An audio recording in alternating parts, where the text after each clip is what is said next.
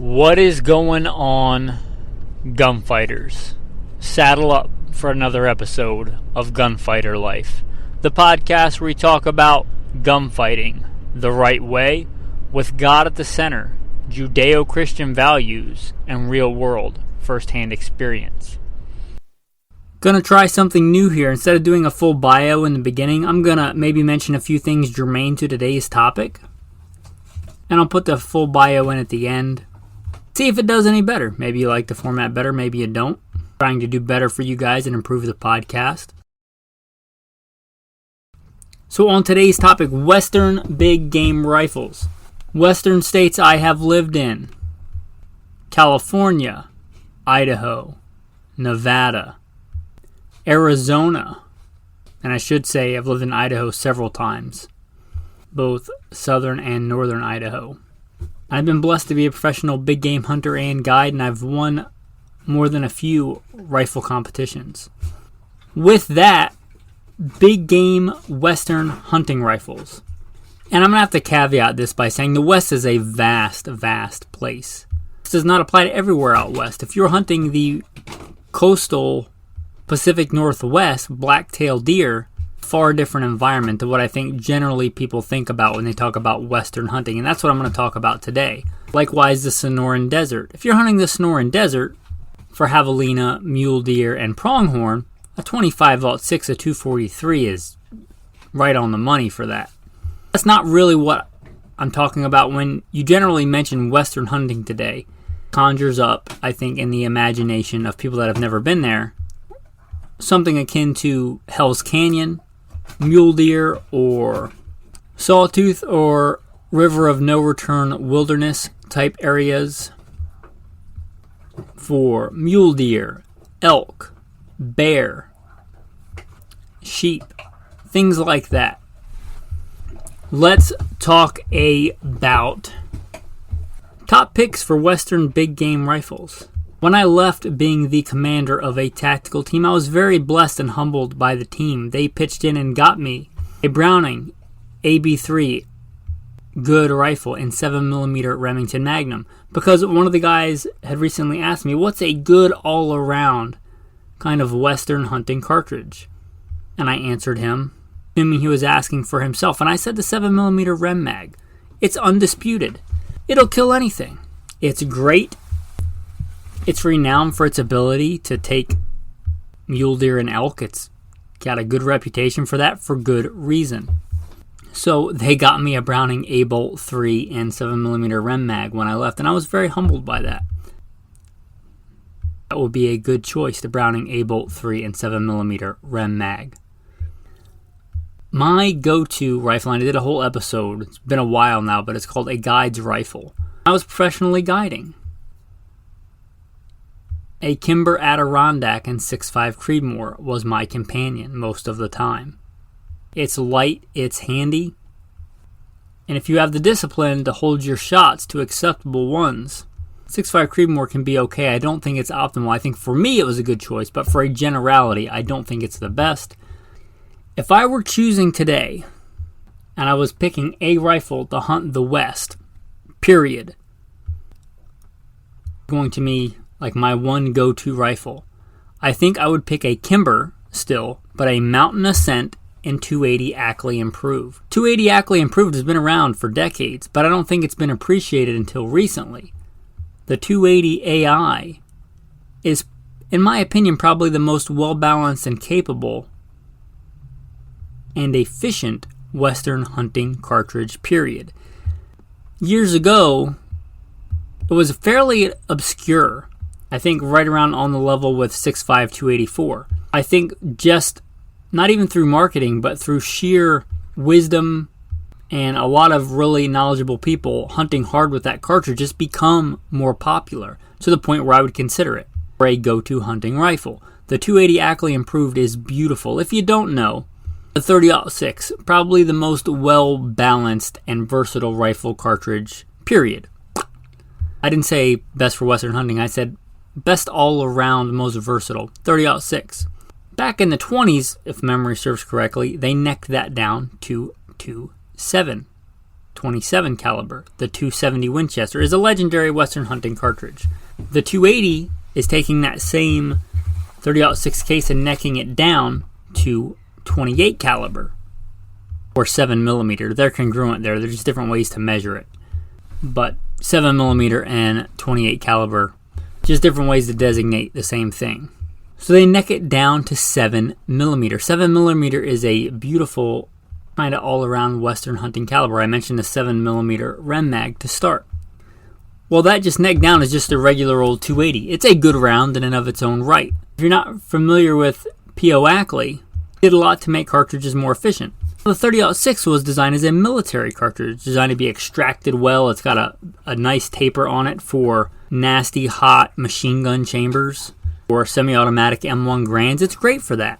You don't really need that in a good bolt-action rifle. And you can optimize that by giving it less taper and a more optimized shoulder, giving it a little bit more capacity. And that's what the .280 Ackley Improved is. Forgive me if you already know this, but many don't. And it's a super efficient cartridge. I mentioned the 7mm Rem mag. 7mm Rem mag is a little bit faster, but it uses a lot more powder to achieve that little bit more velocity. In ejecta-mass, the amount of powder also contributes to recoil. Getting a lot more ejecta-mass, a lot more powder burned for a little bit more velocity. It's a more powerful cartridge, but it's far less efficient. It's going to have more recoil.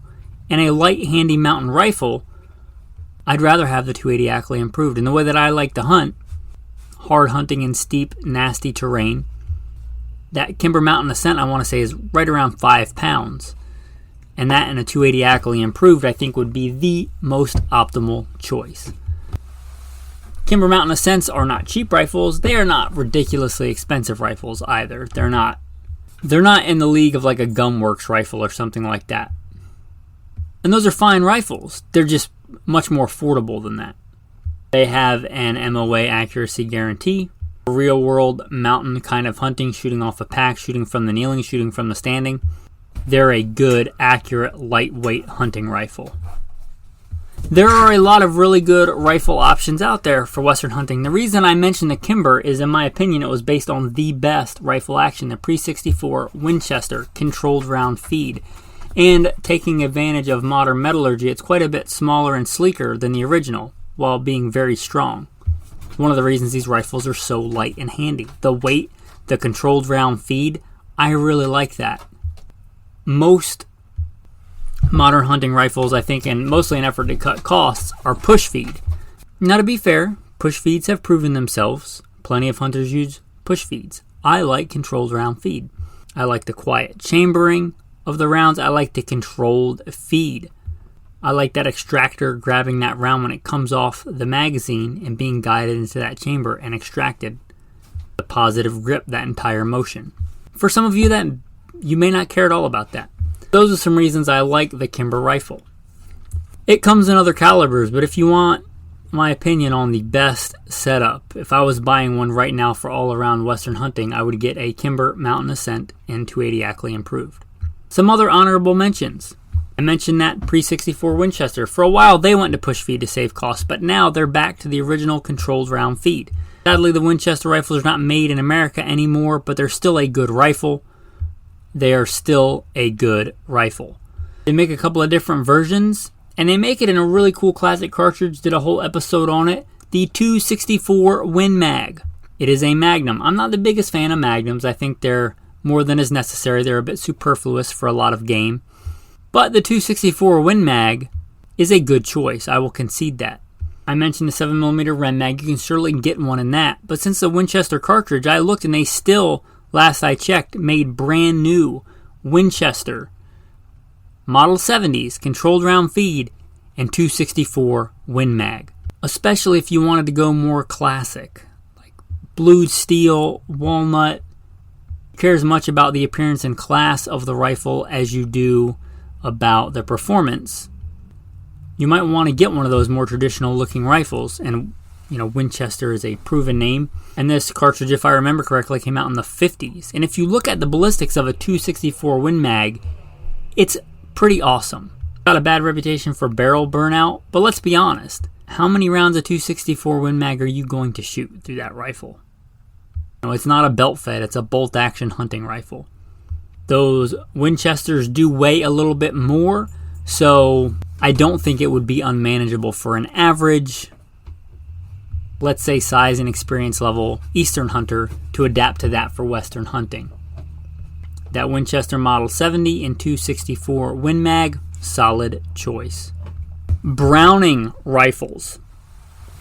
I mentioned that Browning AB3. It's a fine rifle. It's more on the budget end, and it's still a really good rifle. So if you want that Browning name affordably, a working man's rifle, it's a good choice. Good value. If you want to go a little bit more fancier, you want something really cool with some Cerakote and some Gucci camo, they make the higher end models, the Browning. Well, let me look them up and give you some good models of the Brownings. I think they're a good option. Now, Browning makes one called the Western Hunter. So, there you go. It's a good looking rifle. It's what I was imagining. Cerakote, some Gucci flage on there. It comes in a menagerie of different calibers. 280 Ackley improved. I mean, I talked about the merits of that caliber. They also make it in 7mm Rem Mag and the 28 Nosler. 28 Nosler is a solid choice. This is called the Western Hunter, but I wouldn't consider it a light rifle. It's 7 pounds, 4 ounces. And if you're thinking that's not a big deal, if you've ever covered,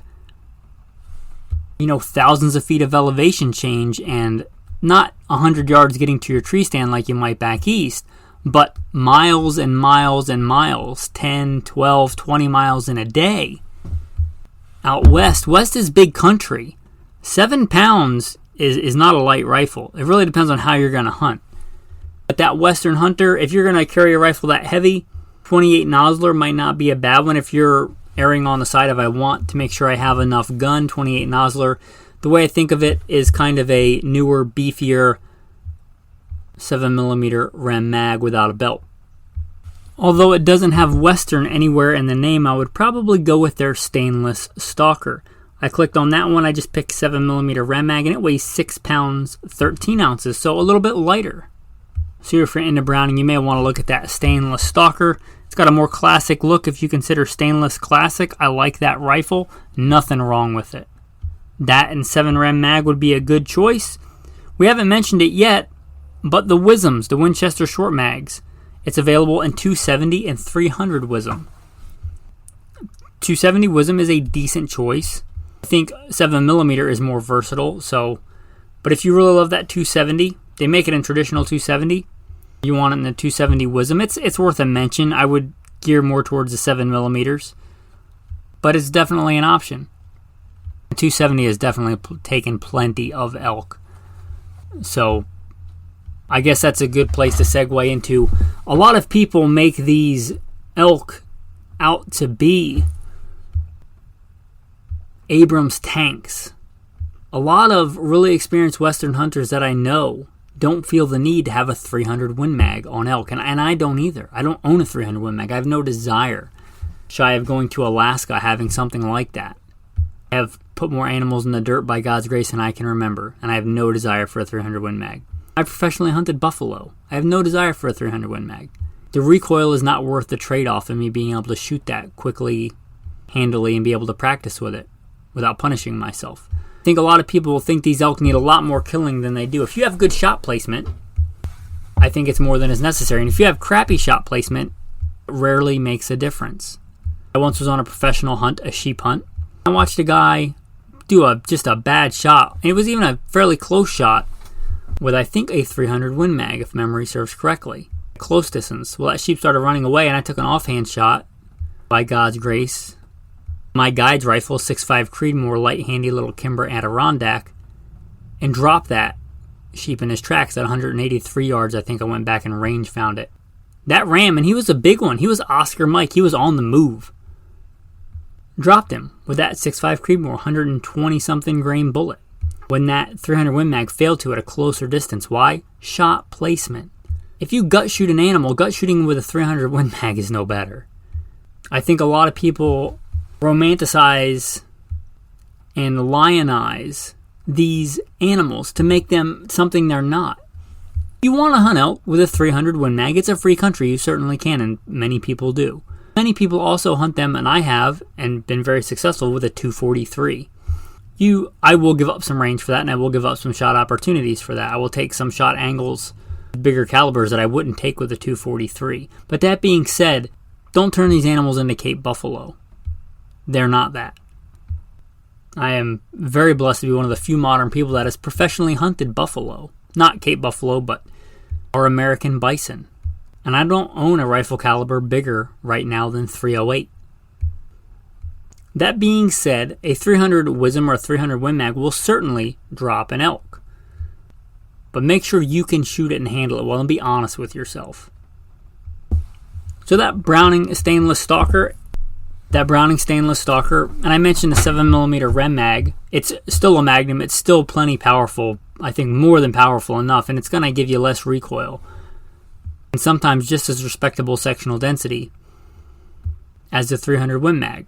I'd say look at that one if you do want the Magnum. If you want to make sure you have enough gun. The 7mm Rem Mag, nobody's going to argue that's not enough gun. Well, very few people are going to argue. Somebody would always argue you need a 375 H&H or something. Or a 35 Whelen, which is a good caliber. But it's, I think, more than it is necessary. Now let's talk about some budget options. If you've listened for any length of time, you'll know that I am a big fan of the Savage Axis rifle. Every one I've ever had has been crazy accurate. Like if I had spent way more, actually I may not want to admit this, but they may actually be more accurate than my Kimber go-to hunting rifles. And there's more to a rifle than accuracy, but you talk accuracy, every Savage Axis that I've ever had has had accuracy in abundance. And they're affordable, and I'm not going to knock them for being affordable, and they're available in stainless. MSRP on their website is $419, and real-world price is likely going to be far less than that. It's available in .308. Do I think that's an optimal Western hunting cartridge? No, but remember, this is a budget option. It's also available in a cartridge we haven't talked about yet, 7mm .08. If I'm being honest, and I don't own one, but if I'm being honest, just like the 280 is probably better than the 30-06 for Western hunting, I think the 7mm .08 is probably a better Western hunting cartridge than the 308. It's also available in that classic 270 that has been putting elk in the dirt for decades and decades. Jack O'Connor didn't certainly think he was undergunned with it. And bullet technology and bullet construction is even better today, which is probably its own podcast episode on bullet construction for these type of animals. But bullet construction is way better today than it was in the 1920s. Contrary to what gun marketing and hype would have you believe, these elk and mule deer have not been taking steroids. They've not been juicing. They're not taxonomically really any different than they were 100 years ago. The Savage Axis XP Stainless is a little bit more money. The MSRP they have listed at the time of this recording is $569. Again, real world price is likely lower than that. If you can spring for the stainless, in my opinion, if you can get stainless, get stainless. Some people don't agree with that, but to me, a blued gun is a depreciating asset. Anyway, they make it in stainless, they make it in the same calibers, a good, solid budget option. And the Savage Model 10s and 110s are awesome as well. There's a lot of really, really good options in bolt-action rifles. I'm listing a few that I would go to. I stepped down from other jobs to be giving more dedication and time to this podcast, which I hope you appreciate. If you do, please consider becoming a patron. If I was still professionally guiding and somebody came to me, one of the patrons recently did, these are some suggestions that come to mind. Again, the number one, if I was picking for me right now, if I was starting over and I was going to professionally hunt and guide again out west, I'd pick that Kimber Mountain Ascent in 280 Ackley Improved. If the guy said I want something a little bit more traditional, I'd probably recommend that Winchester Model 70. And since it's a heavier rifle, I might go with a little bit bigger caliber. If they cared about that, they probably want a classic cartridge, that 264 Win Mag. Been a powerhouse since the 50s. One of the few Magnums I really have an affinity for, I think. I choose that. And if budget option, the Savage Axis. Again, every one I've ever had has been crazy accurate. And here's the thing, everybody loves to talk about gear, and I have a whole podcast on gear. But if you didn't fill your elk tag with a Savage Axis and 270, let's be honest, it's probably your fieldcraft and experience that's lacking. Not that you didn't have enough caliber or a fancier, more expensive rifle. I'm all about fancy, nice rifles. I'm all about fancy, nice handguns. I'm just saying, let's be real. Fieldcraft plays a far bigger role. Being able to walk quiet in the woods is going to play a far bigger impact on whether you fill your tag or not versus 270 versus 300 Win Mag. With that, I hope you enjoyed this episode. I'm going to plug in the bio after the tactical verse of the day. Hopefully you appreciate the tactical verse of the day. I don't want you to miss out on that. And then after that, if you don't want to listen to the bio, you can just end the podcast. You'll miss out on the tactical tip at the end, but hey, I know not everybody wants to listen to the bio all the time, and I get that. But I also realize that hopefully, by God's grace, new listeners come in all the time. The tactical verse of the day. Let us also get rid of every weight and entangling sin. Let us run with endurance the race set before us. I've been blessed to be in many wild places and have great hunts by God's grace. But let us not forget what's really important, our final destination, and keep God at the center of our lives. So, who am I? Who is this person talking to you from across the internet? Why should you listen? First and foremost, I am a Christian, a servant of God, and a follower of Jesus Christ. God has blessed me to do many things in my life, for I could do nothing apart from Him. U.S. Marine Corps combat veteran, did a couple of tours in Iraq. As an assaultman after my combat tours, I was an urban warfare instructor for the Marine Corps under Mojave Viper. Also served in the U.S. Army, both full-time and part-time National Guard. Also did several years in law enforcement, LAPD. I worked regular assignments and more specialized assignments. Been a private contractor for a 3-letter government agency. That's all I'll say about that. Been blessed to be a state rifle and pistol champion and West Coast Regional Rifle Champion. Won more shooting competitions with the talent that God's given me than I can actually remember. Was blessed to be the commander of a tactical team in a large metropolitan area. Our primary job, the reason we primarily existed, was to stop active shooters. I got the opportunity to head up and be the commander of that team. I grew up around guns, hunting and shooting and competing at a very early age. Been blessed to hunt all over this beautiful country, from whitetail on the East Coast to mule deer on the West Coast, and bear and elk and all manner of things. I've even been a professional big game hunter and guide. But again, most importantly, I'm a Christian. And I am your host, Michael Milito. Welcome to the podcast. Alright, if you listen till the end, a sincere thank you. I am humbled that you spend some time here with me.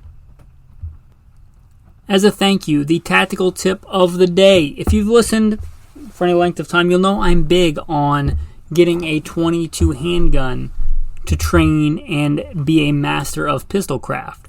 Well, you can do a similar thing with hunting and a .22 rifle, obviously. I encourage you to get out with your hunting rifle after you shoot it on a bench. So many hunters just shoot it off the bench and go hunting. Take your hunting rifle and practice some shots from a kneeling position, from a sitting position, from a standing position, with a hasty sling, knowing how to brace off a vertical tree trunk, knowing how to get in a good prone position and realize what's a good prone position and what's not a good prone position. But after you've trained a little bit with that center fire rifle, now maybe you can see why I'm not a big fan of the 300 Win Mag. But after you've done a little bit of that training to save money, to fine-tune those fundamentals, grab a .22. Put a steel target out at 100 yards. Practice your shots from the standing, from the kneeling, from the prone. The fundamentals will transfer. And it's a lot more feasible for most people and economical to do that with a .22 and a brick of 500 rounds than it is with a 7mm Rem Mag. Or even a .308. .308 is fairly affordable ammo for centerfire ammo. One of the reasons I have one for hunting, because it's the best all-around caliber, because the ammo is affordable and I can get it at Walmart, literally. But it's still a lot more economical to train with that 22, so get that 22. Train with it. Again, put a sling on it. Shoot with a sling. Practice not just shooting from a kneeling position, but getting into a kneeling position and shooting. Knowing when you're going to hit the target and when you're not. There's nothing wrong with missing if you learn something.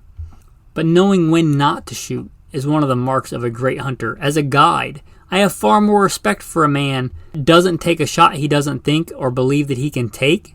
Just somebody lobbing rounds down range at animal. All to be good stewards. I'm all about slaying beasts and eating them. I'm also not for having an animal suffer when it doesn't need to. I have a lot of respect for a hunter that knows the shots he can take and the shots he reasonably shouldn't take and doesn't take them. I have a lot of respect for that man. You'll have a lot better judgment in that scenario if you've done that. Repetition, sets and reps, right? Have you gotten quite a bit of practice getting into a kneeling position with a hasty sling and making a shot? Anyway, that 22 is a great training tool for that. Also a fun thing to do, go out in some fairly uneven terrain and things like that. Make sure you pick up your trash when you're done, but one of those old Folgers coffee cans. Setting that out at 100 or 200 yards. A fairly big metal object like that, because it gives you audible and visual feedback. You can usually see when you hit it with a 22, even at 200 yards, or hear it. Sounds different than landing in the sand or the dirt. And it can be, honestly, a lot of fun. So that's your tactical tip of the day. Hopefully you enjoyed it. If you saw some value in this and you want to help, there'll be a Patreon link in the show notes.